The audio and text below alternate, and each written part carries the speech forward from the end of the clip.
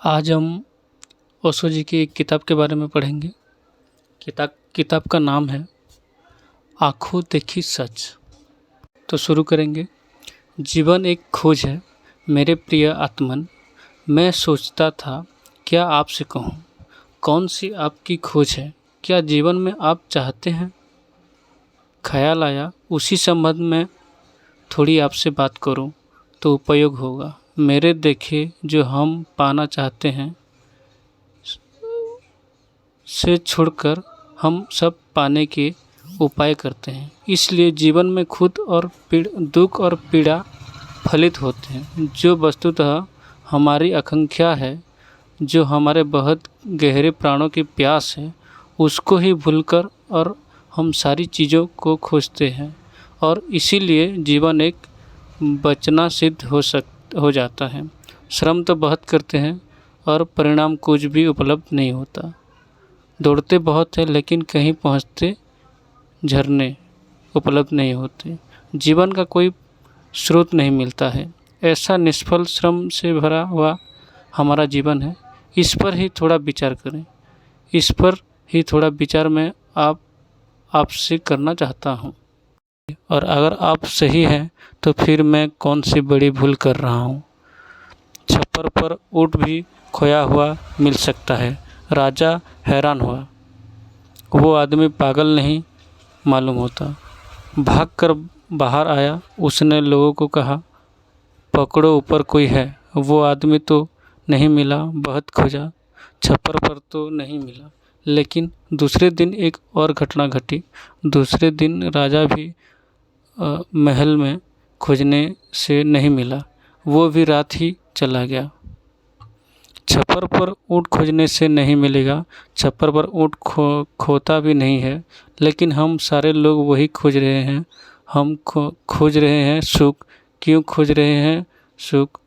सुख खोज रहे हैं ताकि दुख मिट जाए। एक आदमी बीमार हो, स्वास्थ्य को खोजेगा क्या? क्या स्वास्थ्य खोजा जाता है? वो दौड़ता रहे दुनिया में और स्वास्थ्य की खोज करता रहे तो क्या होगा? स्वास्थ्य नहीं खोजा जाता, बीमारी मिटाई जाती है, बीमारी नष्ट की जाती है। जो जानते हैं वे सुख नहीं खोजते बल्कि दुख को मिटाने का कोई उपाय करते हैं। दुख मिटाया जा सकता है, सुख नहीं पाया जा सकता। और जो सुख को पाने में जाएगा वो ज़्यादा से ज़्यादा दुख को भुलाने में समर्थ हो सकता है। थोड़ी देर के लिए विस्मरण हो सकता है, थोड़ी देर के लिए भूल सकता है, लेकिन दुख मिटेगा नहीं। दुख को मिटाना है तो सुख के कारण को जानकर कारण का नष्ट करने से दुख को नष्ट हो जाएगा। और जो दुख को नष्ट कर देता है वो ज़रूर सुख और उपलब्ध हो जाता है। और जो सुख को खोजता है वो दुख को कभी नहीं मिटा पाता। मैं आपसे कहूँ, हम सारे लोग सुख खोज रहे हैं।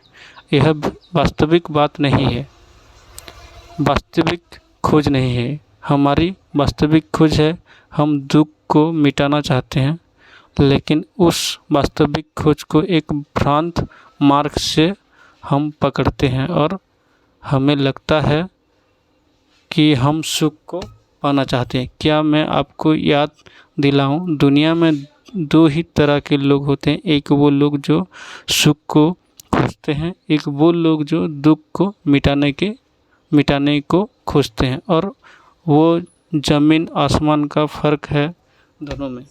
ये शब्द एक से मालूम हो सकते हैं। ऊपर से देखने पर ऐसा लगेगा जो सुख को खोजता है वो भी वही खोज रहा है, जो दुख को मिटाने को खोजता है वो भी वही खोज रहा है। नहीं, बिल्कुल नहीं। ज़मीन और आसमान में इतनी फ़र्क नहीं है जितना इन दो बातों में है फ़र्क है। जो सुख को जानता है वो दुख में पड़ जाता है। क्या कारण है क्यों हम इस तथ्य को नहीं देखते कि हमारे भीतर दुख है? आप क्यों सुख को खोज रहे हैं?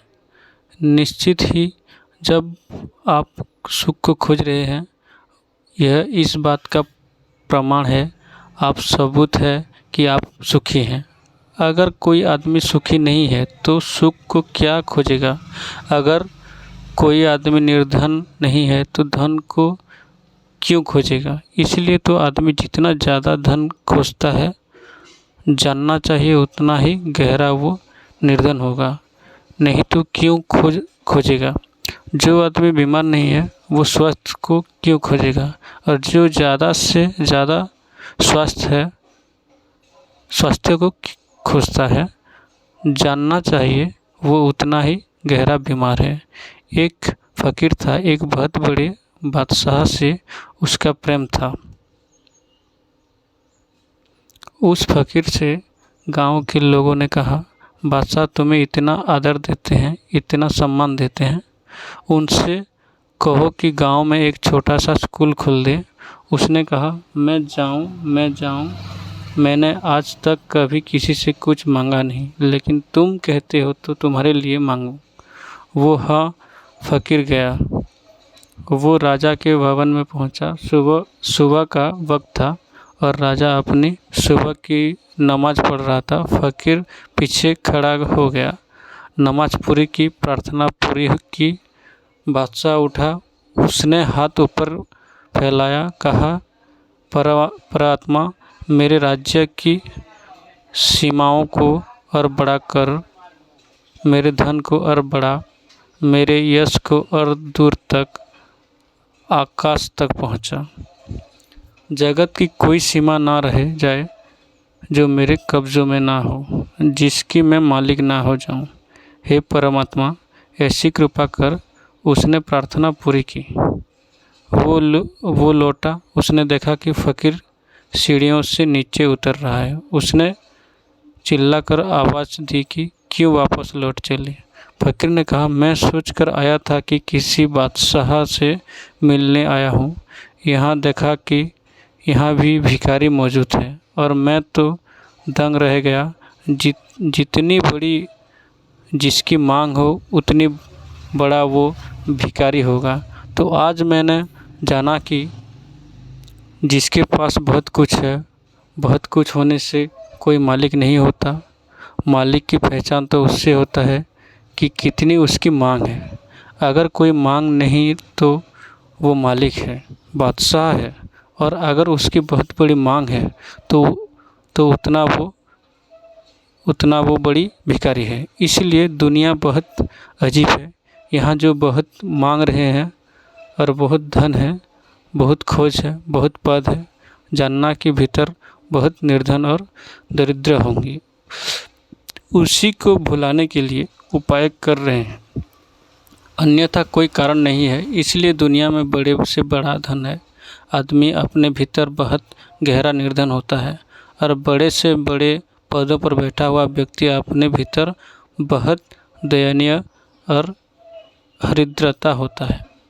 और वो बहुत बड़ी महत्वाकांक्षा के लोग दुनिया के जीत लेने की आकांक्षा रखते हैं। भीतर वो बहुत कमज़ोर होते हैं, अपने को जीतने में बहुत असफल और असमर्थ होते हैं।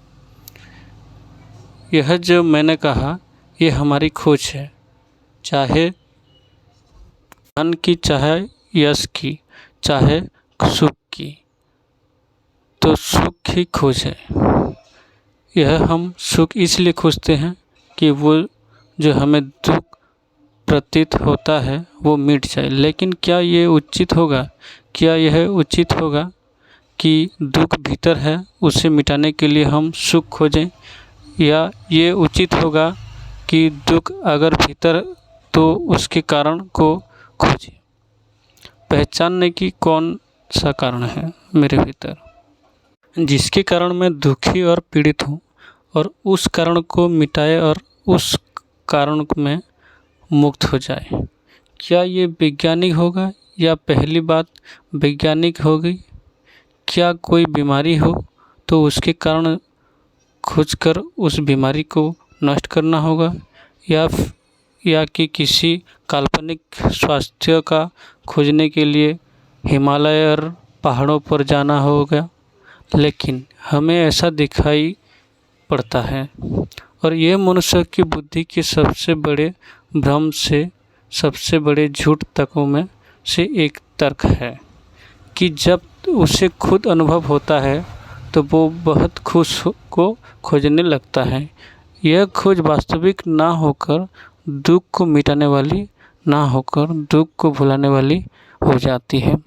और स्मरण रखें, दुख से भी खतरनाक बात दुख को भुला देना है, क्योंकि जो चीज़ भूल जाती है ऊपर से वो भीतर सरकती रहती है और फैलती चली जाती है।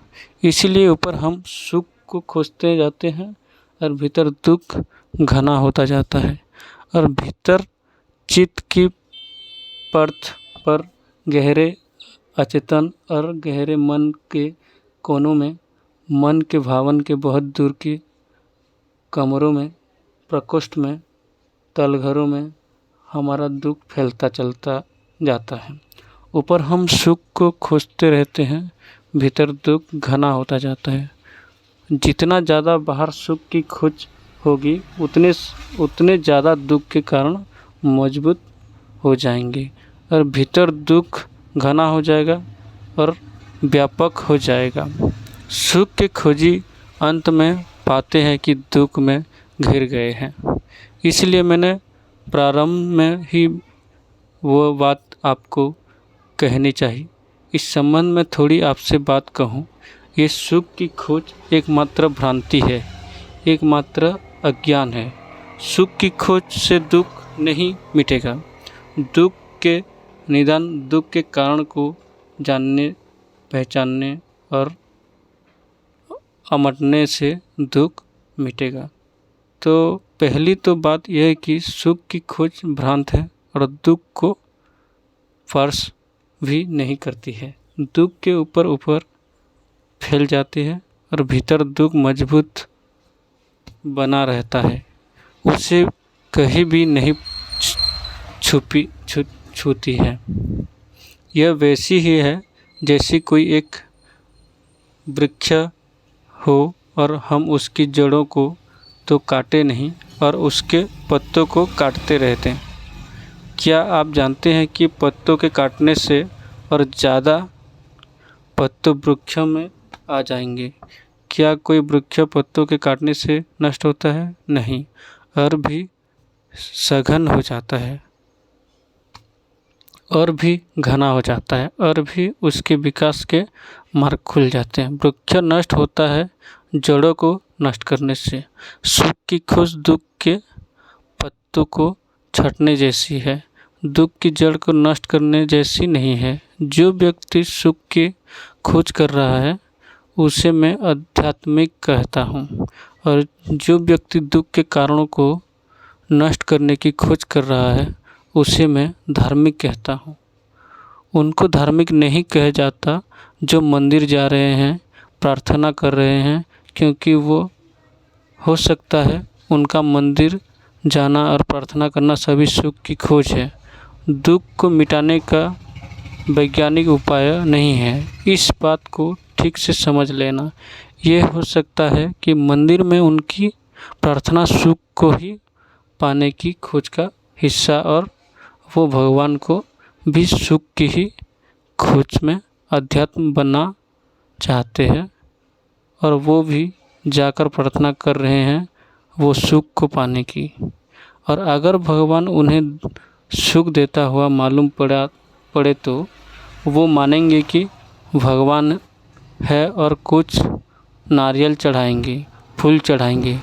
और अगर सुख देता हुआ ना मालूम हो, उनके सुख की खोजी उन्हें दुकान से हटाकर मंदिर तक ले जा सकती है।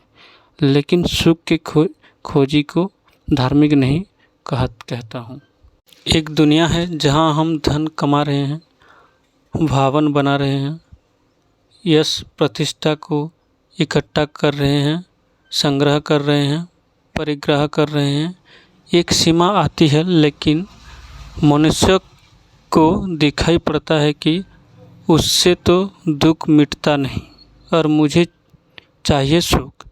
यह भी हो सकता है कि इसी प्रतिक्रिया में, इसके रिएक्शन में वो सारा घर द्वार छोड़ दे, संपत्ति छोड़ दे, साधु हो जाए, कष्ट झेलने लगे, शरीर को पीड़ा देने लगे, भूखा रहने लगे, शरीर को कोड़े मारने लगे, कांटों पर सोने लगे, धूप में पड़ा रहने लगे, नंगा रहने लगे, जितना कष्ट शरीर को दे सकता है देने लगे। लेकिन स्मरण रहे, ये हो सकता है कि वो सारा कष्ट और पीड़ा भी स्वर्ग में, इस लोक में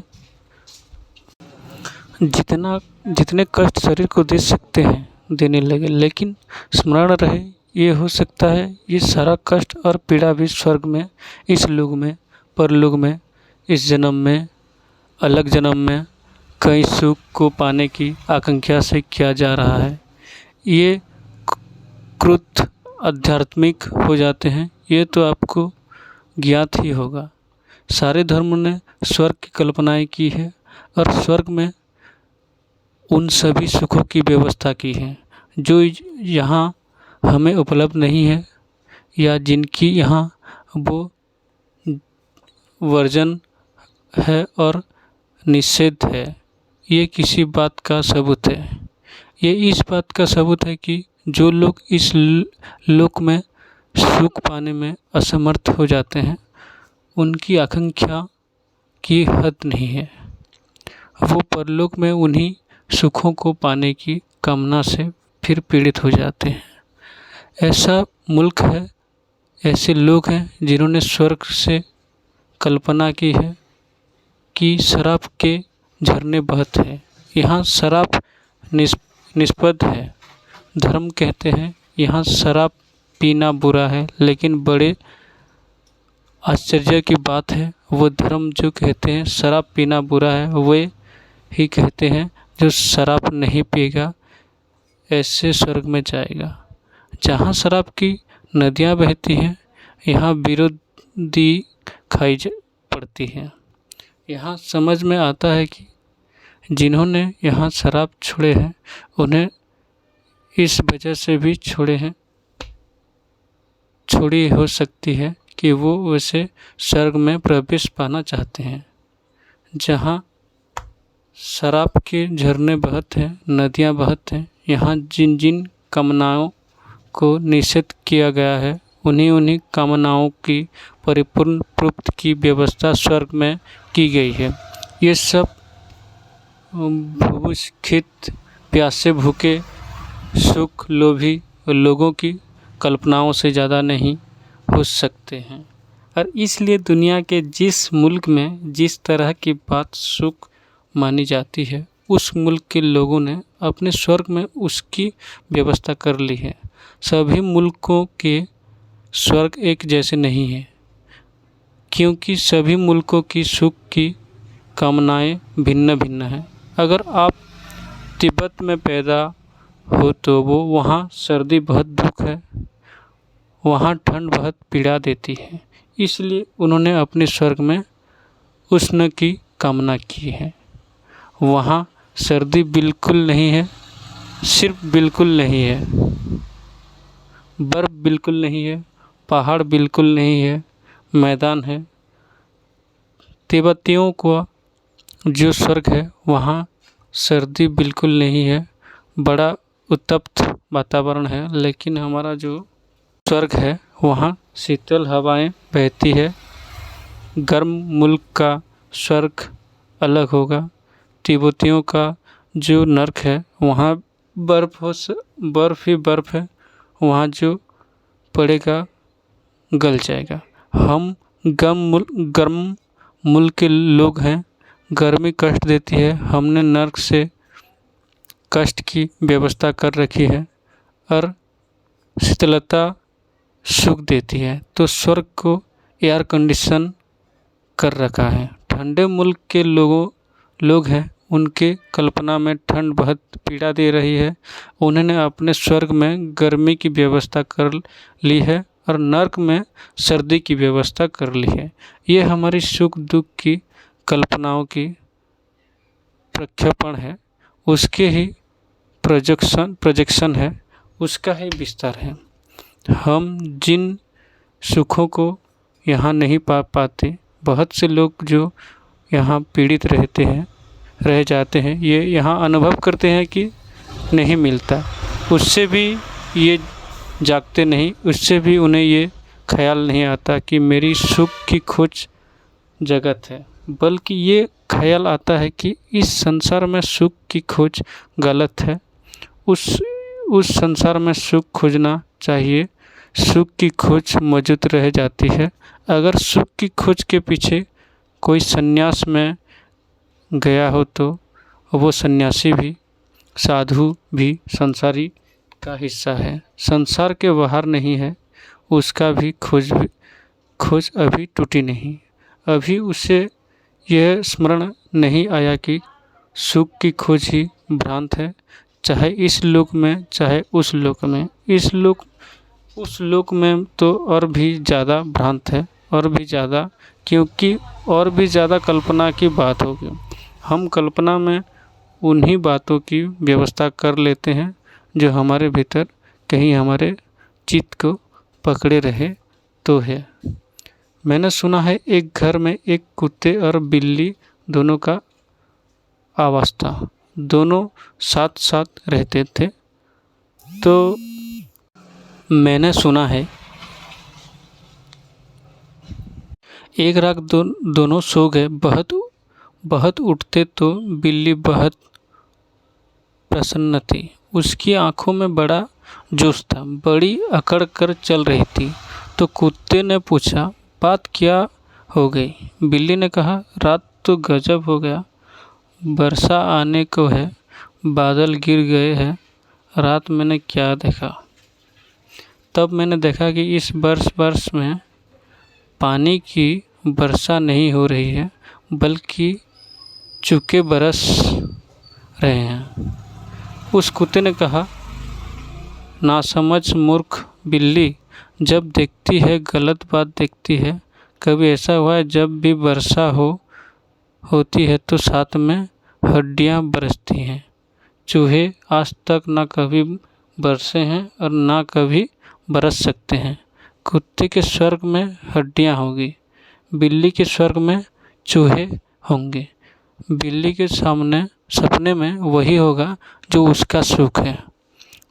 कुत्ते के सपने में वही होगा जो उसका सुख है। क्या आपको पता है स्वर्ग में जिन लोगों ने अप्सराओं की व्यवस्था कर रखी है और उनको अंग अंग का वर्णन किया है, क्या वे ही लोग नहीं होंगे जो स्त्रियों से ज़्यादा अतृप्त रहे होंगे?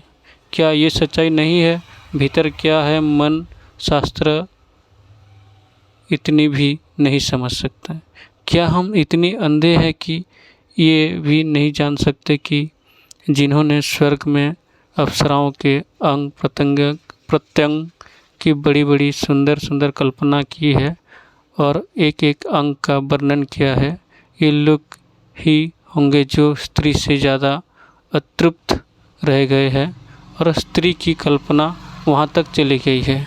आपको ये पता है स्वर्ग में अप्सराएं कभी बुद्ध नहीं होती, सदा युवा रहती हैं, बूढ़ी नहीं होती, सदा युवा रहती हैं, चिर युवा रहती हैं। क्या आपको पता है स्वर्ग से कल्प वृक्ष होते हैं जिनके नीचे बैठती है सब कामनाएं पूरी हो जाती हैं। जो धर्म कहते हैं सब कामनाएं छोड़ देते हैं, वो ही धर्म कहते हैं। कामना छोड़ने वाले लोग को स्वर्ग मिल जाएगा, जहाँ कल्प वृक्षों के नीचे बैठकर सारी कामनाएं तृप्त हो जाती है।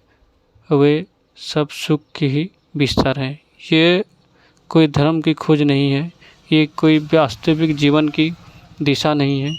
और इस अर्थ में सारी दुनिया के धर्मों ने उन लोगों को जो उनकी बातों को मानेंगे स्वर्ग की व्यवस्था दी है, और उन लोगों को जो उनकी बातों को नहीं मानेंगे नर्क की व्यवस्था दे दी है। जो उनकी बातों को मानेंगे उनको सुख का आयोजन ही, और जो नहीं मानेंगे उनके लिए दुख की बड़ी व्यवस्थाएं हैं। और कितना आश्चर्यजनक है, स्टालिन को, हिटलर को या मुस्लिम को भी जिन बातों का पता नहीं होगा कि आदमियों को किस किस भ्रांति कष्ट दिए जाए, उनको बहुत पुराने गुरुओं ने सब ग्रंथों में लिख दिया है। नरक में कौन कौन कष्ट दिए जाते हैं।